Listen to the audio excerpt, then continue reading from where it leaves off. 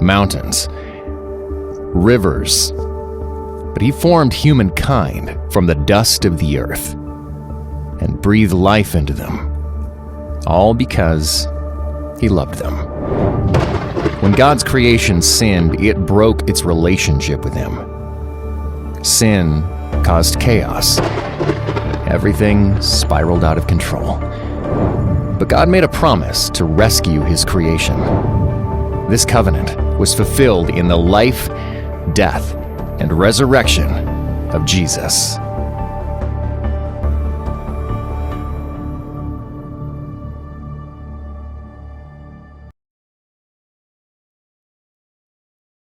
Y poco a poco nos hemos mejorado y mejorado y mejorado. Éramos simples y ahora somos complicados.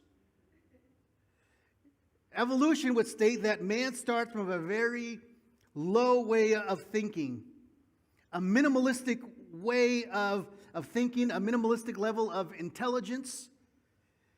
And slowly we've been getting more and more intelligent, smarter and smarter, wiser and wiser.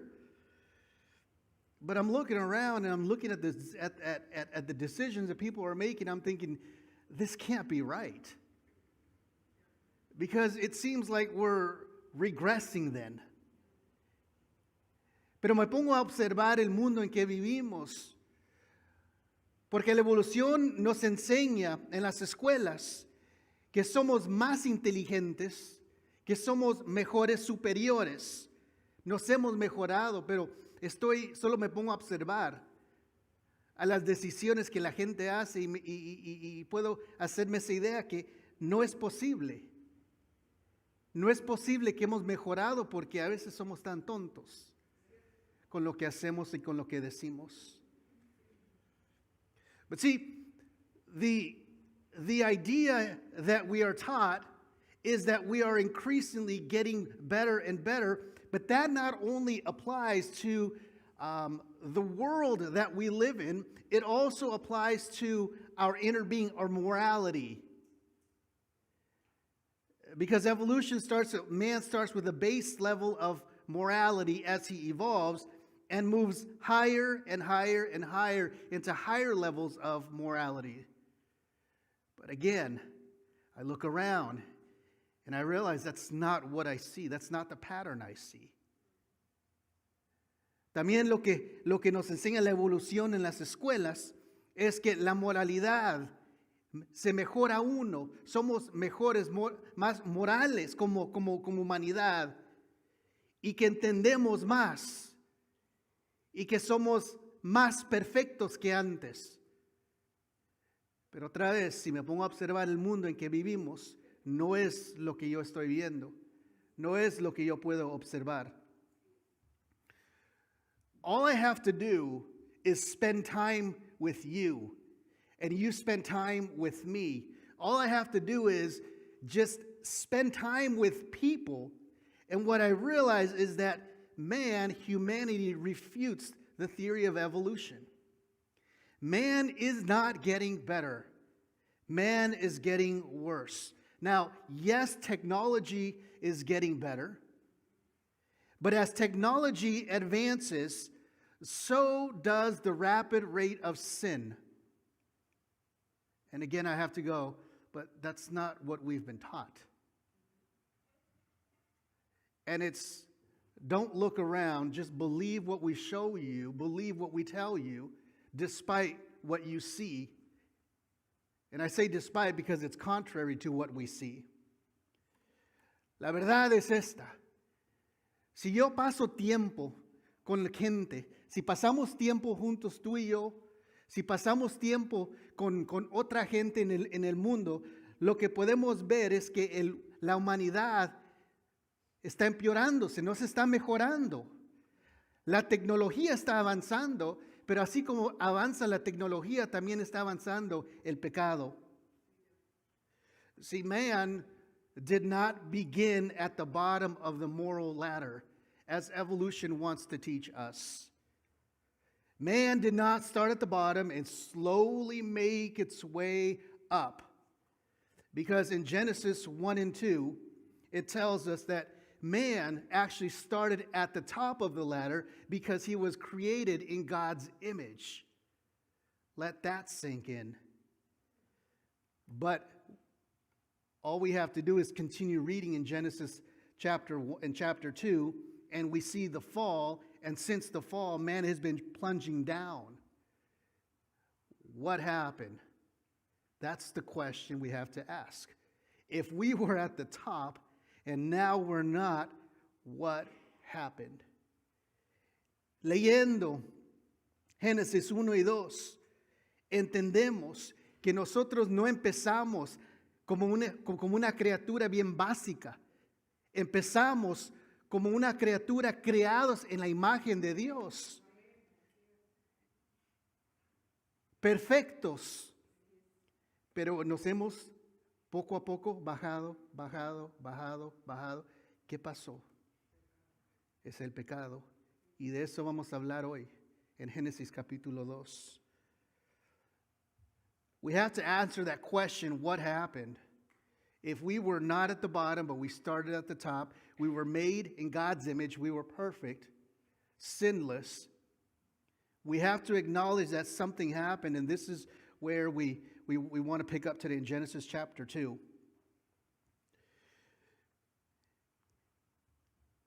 If you look around, no one here is naked. Huh? Yeah. No one here is naked. We are all covered up. But when you read Genesis chapter 2 and verse 25, that wasn't the way it was. In verse 25, it says that God created Adam and his wife, and they were both naked. Naked. But they felt no shame. See, you have to go, wait a second. If they felt no shame, then how do you go from not feeling shame to being shameful or to feeling ashamed? Vemos en Génesis capítulo 2 algo que se puede observar aquí. Nadie aquí está desnudo. Nadie. ¿Por qué? ¿Por qué es que tenemos ropa? ¿Por qué es que nos cubrimos? Porque vemos aquí en Génesis capítulo 2, en el versículo 25, dice, el hombre y la mujer estaban desnudos, pero ninguno de ellos se sentía con vergüenza. Si no se sentían con vergüenza, y nosotros nos sentimos con vergüenza y por eso nos ponemos la ropa y nos cubrimos, ¿qué pasó? How do we go from being naked to I got to cover up? Unashamed to being ashamed. Because that's what we have to deal with, that's what we have to contend, and that's what we'll start to answer that question. Now, I don't think many of you thought about coming to church and go, we're going to talk about nudity today. But there's a truth in that. No creo que se pusieron a pensar que hoy en iglesia íbamos a hablar de la desnudez, ¿no? Pero hay una verdad, hay una enseñanza en eso. And that's what I want to talk about. What can we learn about nudity? No, I'm just kidding. No, but why? My wife is looking at me going, please don't go there. Please don't go there. Yeah. See, here's the thing is Adam and Eve, they stood before God, naked and unashamed. They stood in perfect harmony with God, with their Father, with their Creator. But little did they know that the serpent already in the garden, the serpent who was very crafty, already had a plan. Estaban ahí desnudos, con su creador, con el Padre, en perfecta armonía, pero no sabían de que la serpiente ya estaba en el jardín y quería destruir el plan de Dios. He wanted to destroy God's plan. So as we flip to Genesis chapter 3, and by the way, I hope that you took me up on the challenge last week to read Genesis 1 and 2. Because if you did, you wouldn't go, wait a second, what happened in Genesis 2? You would know. So we now are going to Genesis chapter 3. El deseo es que ustedes leyeron, así como les pedí, el capítulo Génesis, capítulo 1 y 2, la semana pasada, les pedí que le leyeran, porque ahora vamos a abrir Génesis capítulo 3. Y no quiero que ustedes digan, pero ¿qué pasó en el capítulo 2? Si lo leíste, tú sabes. So, hopefully you read it. But in Genesis chapter 3, we see something interesting here. If you've ever read Genesis chapter 3, what you'll find is that we have an account of the temptation of Adam and Eve. We have an account of when sin enters into this world. But there's an interesting fact here. The word sin does not appear in Genesis chapter 3, but it is where it enters into this world. En Génesis capítulo 3 vamos a ver la tentación, vamos a ver que pecan Adán y Eva, pero no vemos la palabra pecado, pero sí vemos la historia donde el pecado entra a este mundo. See, even though we don't read the word sin, we do see that it's there. Adam and Eve, tempted by the serpent in the garden, we see that Adam and Eve, they disobeyed God. And everything went from being very good to being very bad. And that's putting it in simple terms. Vemos en Génesis 3 que aunque no vemos la palabra pecado, sí vemos que pecaron y vemos que todo cambió. Las cosas estaban bien y ahora las cosas están mal. Y esa es una manera muy simple de verlo, pero eso es lo que pasó.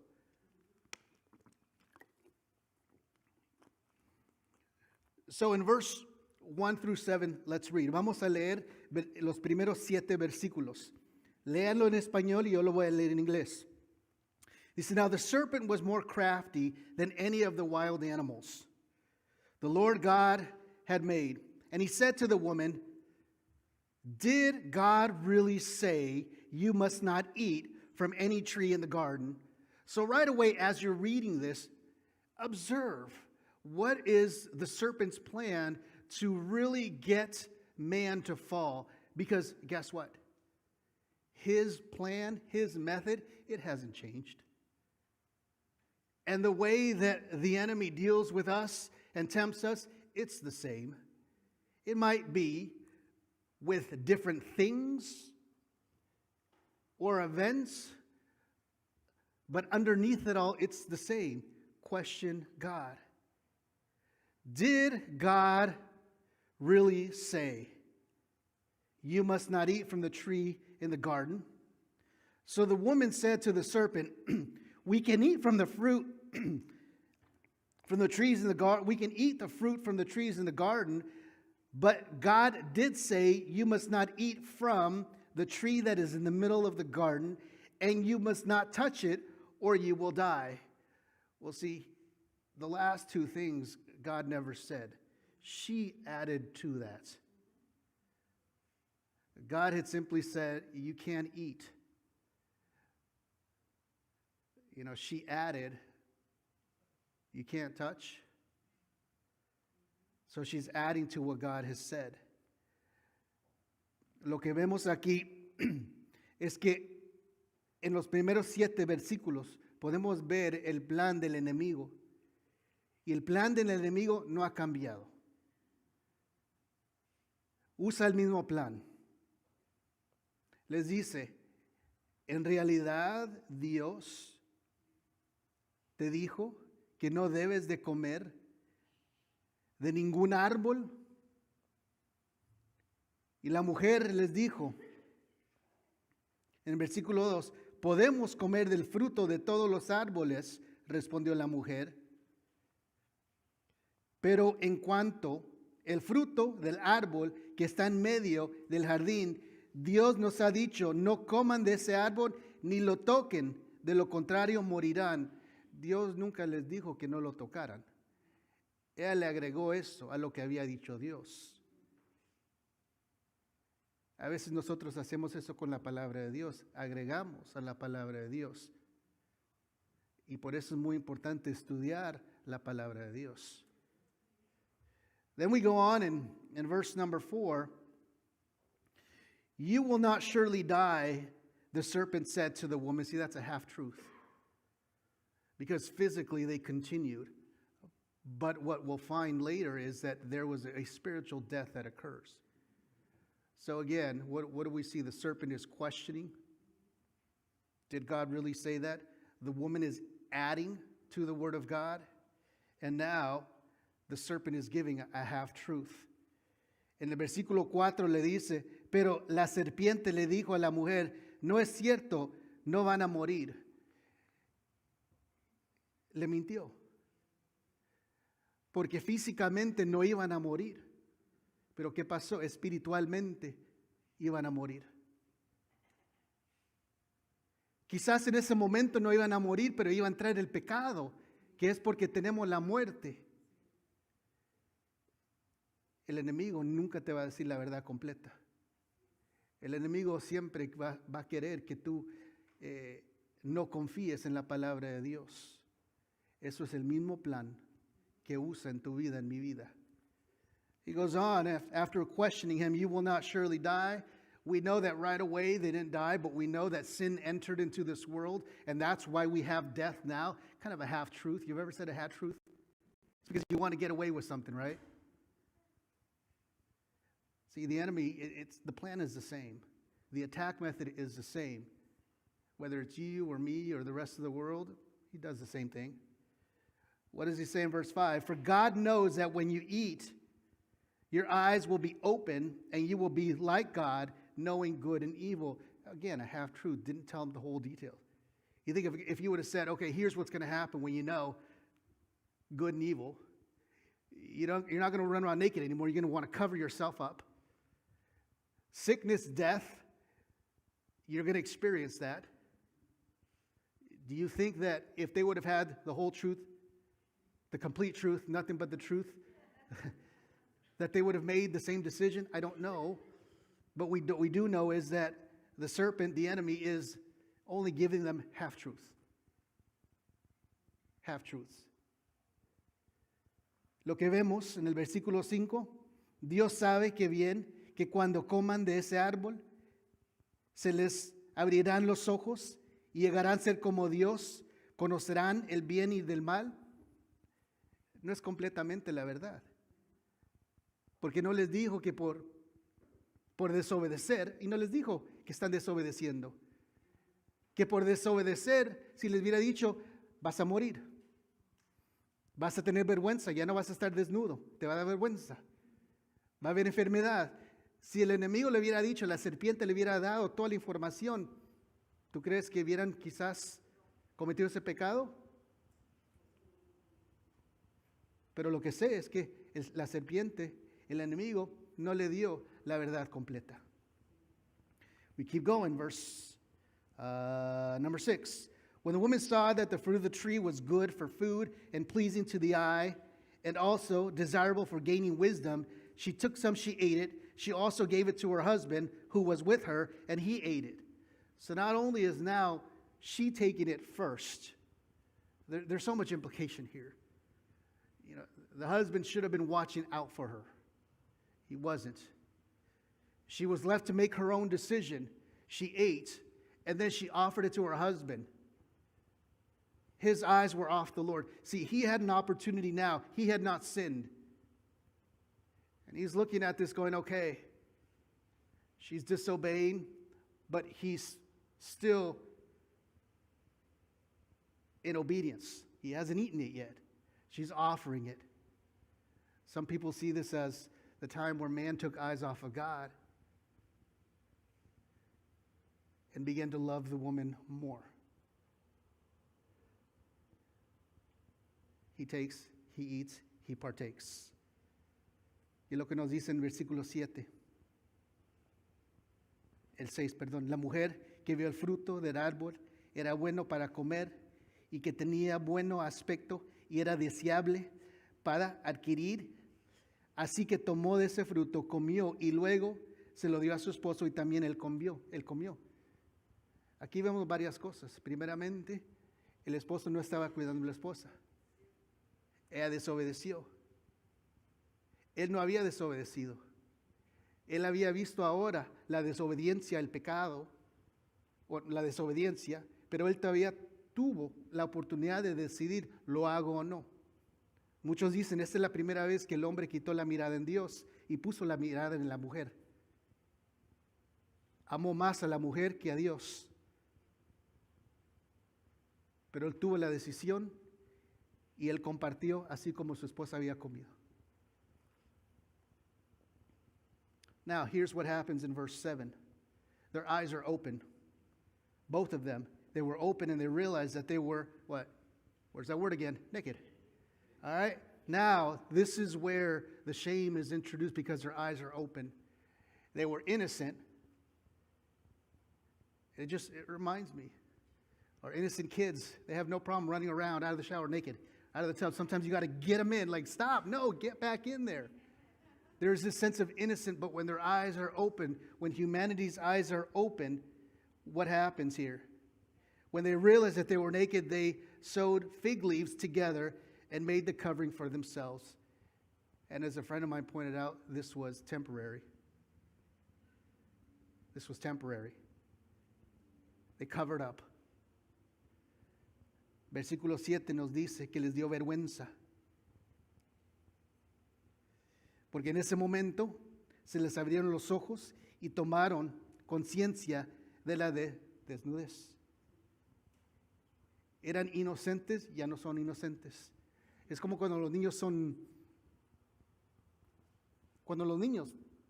uno los baña y son inocentes, a veces salen corriendo desnudos, ¿no? Y uno entra al baño, pero llega a un punto donde los ojos están abiertos. Y eso es lo que pasó. Ya sabían el bien y el mal.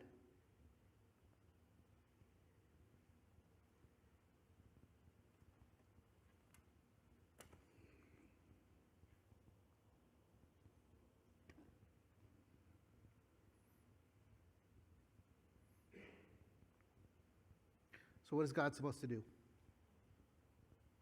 What is God supposed to do when His creation disobeys? Let me kind of turn this around on you. How many of you are parents? Raise your hand if you have kids. Okay. What do you do when your kids disobey you?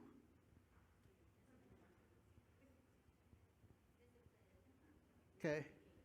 Now, kids, and I'll join you, do we appreciate discipline?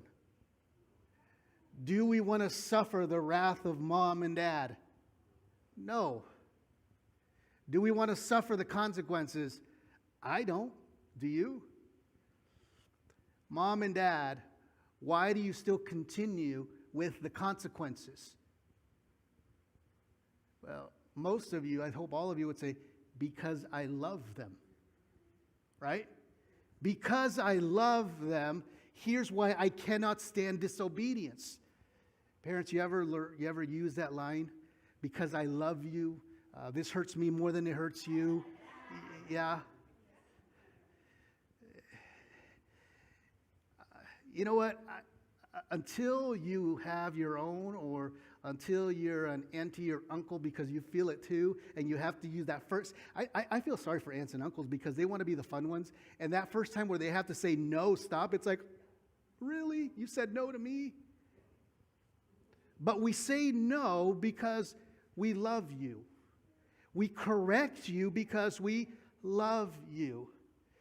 See, God not only loves His creation, He creates them in His image, but God has to dish out the consequence, the judgment, because God is a righteous God. And righteousness demands punishment. I'm going to let that sink in. Lo que vemos aquí es que Dios ahora tuvo que hacer una decisión. Su creación, los que Él ha creado en su imagen, han desobedecido, han pecado. Y como madre y padre, cuando nuestros hijos pecan, ¿qué hacemos? Oh, está bien, déjalo seguir desobedeciendo. No. Hay un castigo, hay una consecuencia. Y a veces No entendemos como hijos cuando nuestros padres nos dicen, ¿sabes qué? Esto me duele más a mí que a ti. Lo hago porque te amo. A veces les digo como tío y tías, la primera vez que tú le tienes que decir al niño o a la niña, no, duele, ¿no? Pero Dios lo tuvo que castigar porque Dios no tolera, la santidad de Dios no tolera el pecado. Y porque los amaba. So God, because He is righteous, He cannot stand to be in sin, and His righteousness demands punishment. So God now, He's going to dish out the consequences to the serpent, to the woman, and to the man. Verse 14. What does He say to the serpent?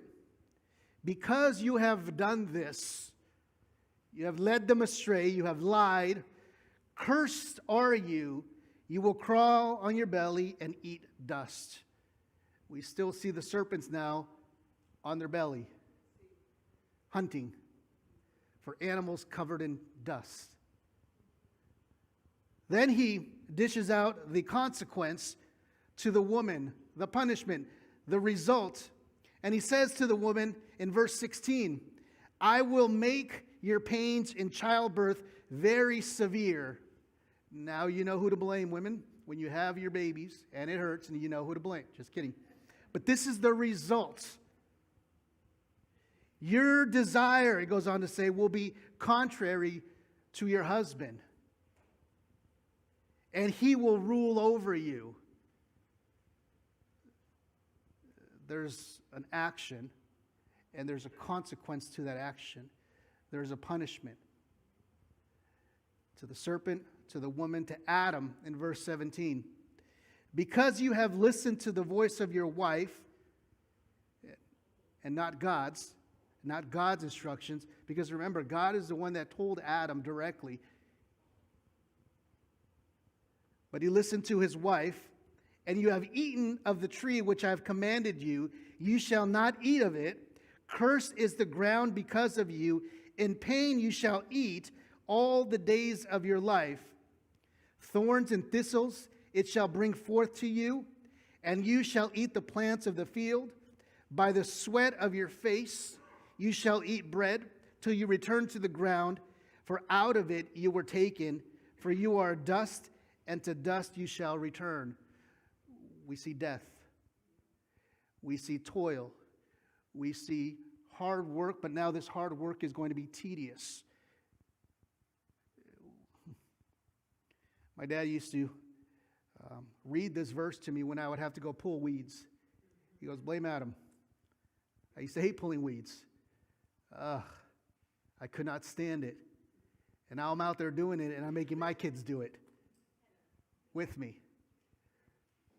So we can thank Adam for this. But the point here is, these are the natural consequences. This is what had to happen. Vemos aquí que el Señor tuvo que hacer una decisión.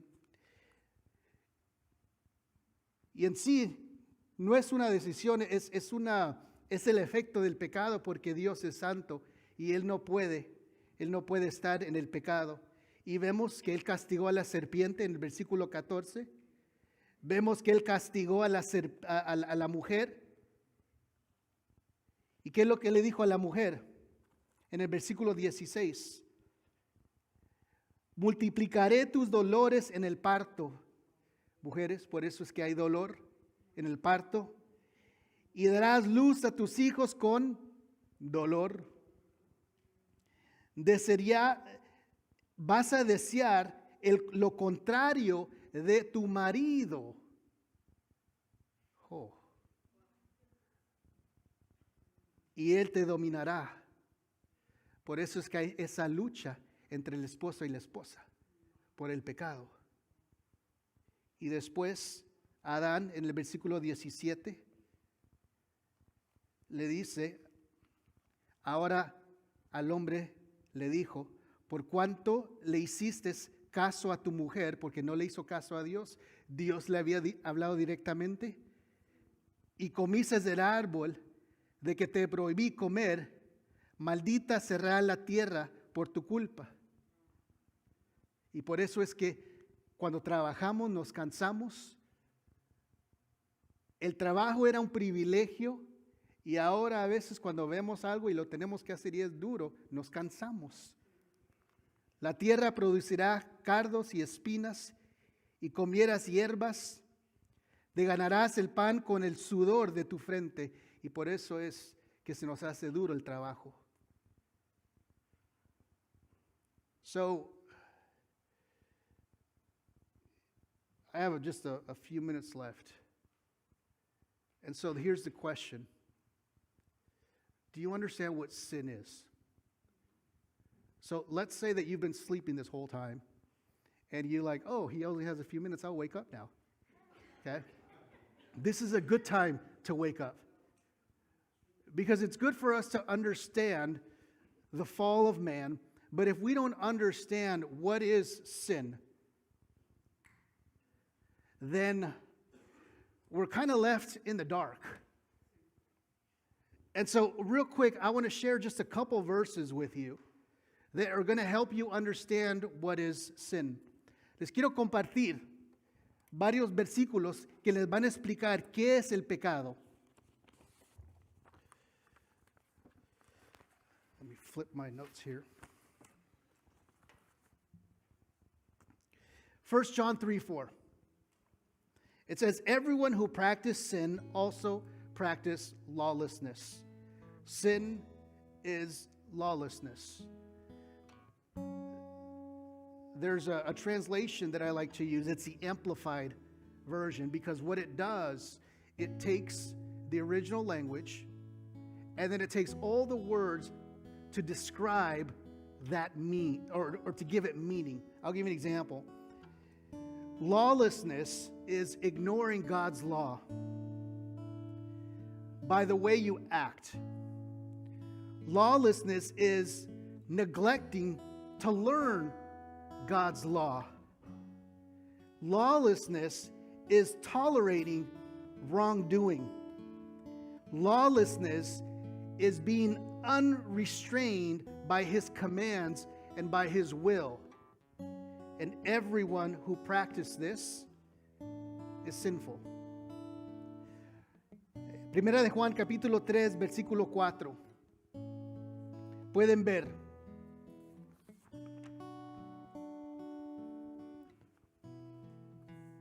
Podemos ver qué es el pecado. Y nos dice todo el que comete pecado quiebran la ley. De hecho, el pecado es transgresión de la ley.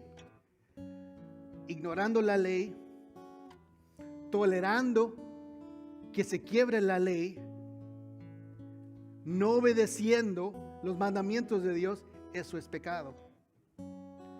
Romans 14:23. Everything that does not come from faith, the Bible says, is sin. Romanos 14:23. Todo lo que no se hace por convicción espiritual es pecado. 1 John 5:17. All unrighteousness, you're like, well, what is unrighteousness? That's a big word. Wrongdoing. All wrongdoing is sin. And there is a sin that does not lead to death.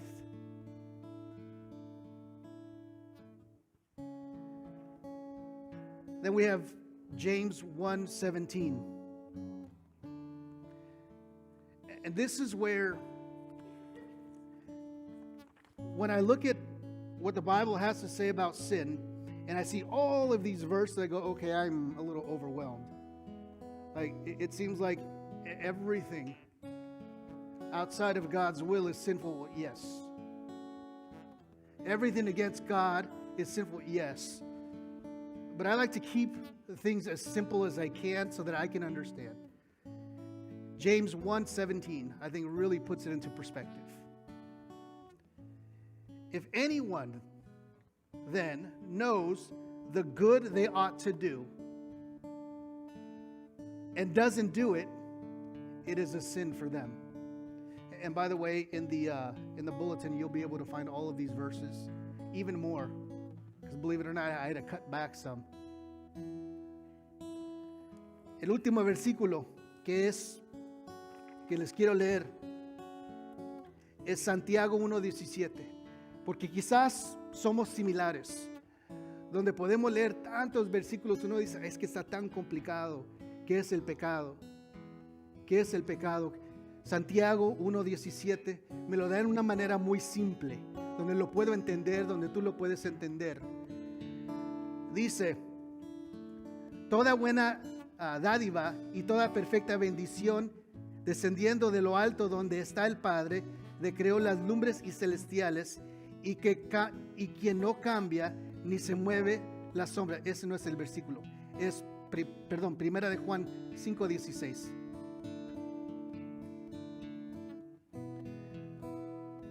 Toda maldad es pecado, pero hay pecado que no lleva a la muerte. Ese no es el versículo que les quería leer. Es Santiago 1:17. Y se los voy a leer.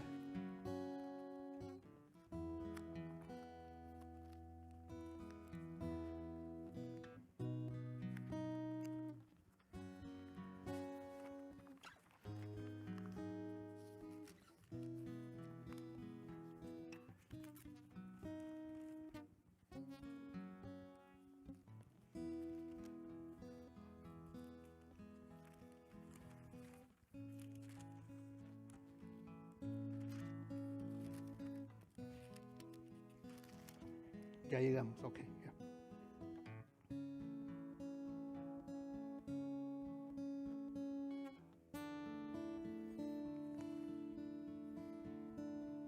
Yo creo que lo anoté mal.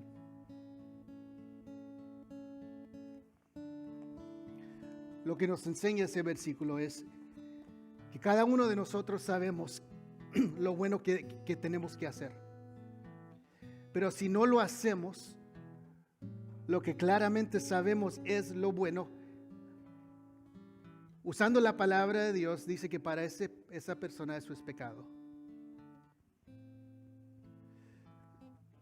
Now here's the thing is, the story doesn't end there. See, if the story ended there, the fall of humanity, guess what? You and I would not be here. But if you keep reading, Genesis 4, 5, and then 6, and we're going to touch on that next week. Evolution would say things are going to get better. Man is going to evolve into some greater being and have greater enlightenment and understanding. But I'm just going to spoil the story for you. It gets worse. So bad, in fact, that God goes, I'm really considering like wiping out all of humanity.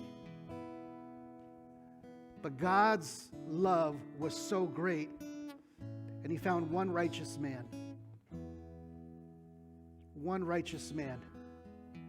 And because there was that righteous man, God goes, okay, I'm going to give them a fresh start. But that was temporary. So God wiped out all of this world, and you might have read the flood. But one righteous man and his family survived because he obeyed God. And see, that's the second part of the sermon is God's love. And that's what we're going to pick up with next week. La historia no termina. Porque si hubiera terminado la historia cuando la humanidad pecó, no estuvieras aquí, yo no estuviera aquí. Evolución dice, es que se mejoró la humanidad. La manera en que pensaban, la manera en que vivían, pero la palabra de Dios nos enseña en Génesis 4, 5 y 6 que las cosas se pusieron peor. Y Dios iba a deshacer todo el mundo, pero encontró a una persona justa delante de él.